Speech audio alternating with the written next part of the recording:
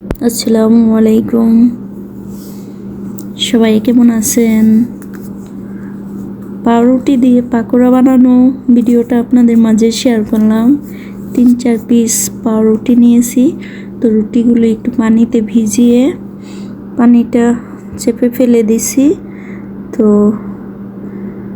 এখন এইগুলো ভালোভাবে মিক্স করে নিছি। রুটিগুলো অনেক নরম হয়ে গেছে পানিতে ভিজানোর কারণে। তো এখন আমি ধনেপাতা কুচি করে রাখছিলাম, কিছু ধনেপাতা কুচি দিয়ে দিব, পেঁয়াজ কুচি দিয়ে দিব, হাফ কাপের মতো কাঁচামরিচ দিয়ে দিব, তারপরে জিরার গুঁড়া হাফ চামচ, মরিচের গুঁড়া হাফ চামচ, ধনিয়ার গুঁড়া হাফ চামচ। তো এগুলো দিয়ে স্বাদ মতো লবণ দিয়ে দিব, তারপর ভালোভাবে মিক্স করে নিব। তো কর্নফ্লাওয়ার দিয়েছিলাম 4 চামচের 3-4 চামচের মতো। তো ভিডিওটা দেখাইতে মনে নাই, তো ভিডিও করতে মনে ছিল না। তো আবার একটা ডিম দিয়ে দিয়েছি। তো ওটা যখন দিয়েছি ডিম, ওই সময়ও ভিডিওটা করতে মনে নাই, অবশ্য ভেঙে রাখছিলাম পাশে, এটা ভিডিওতে আসছে। তো আপনারা দিবেন, ডিম না দিলে আবার পাকোড়াগুলো তেলের মধ্যে ঝুরা ঝুরা হয়ে যাবে বা ছিটা ছিটা হয়ে যেতে পারে।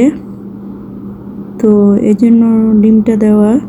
আর কর্নফ্লাওয়ার দেওয়া মানে অনেক মুচমুচে থাকবে পাকোড়া, এই জন্য দেওয়া। তো এখন আমি একটা প্যানে তেল দিয়েছি, সয়াবিন তেল। তো ওটা গরম হলে এক এক করে পাকোড়াগুলো দিয়ে দিব। তো চুলালো আছে রাখতে হবে, তাহলে অনেক মুচমুচে হবে আর ভিতর থেকে কুক হয়ে আসবে। তো এখন আমি উল্টিয়ে দিতেছি।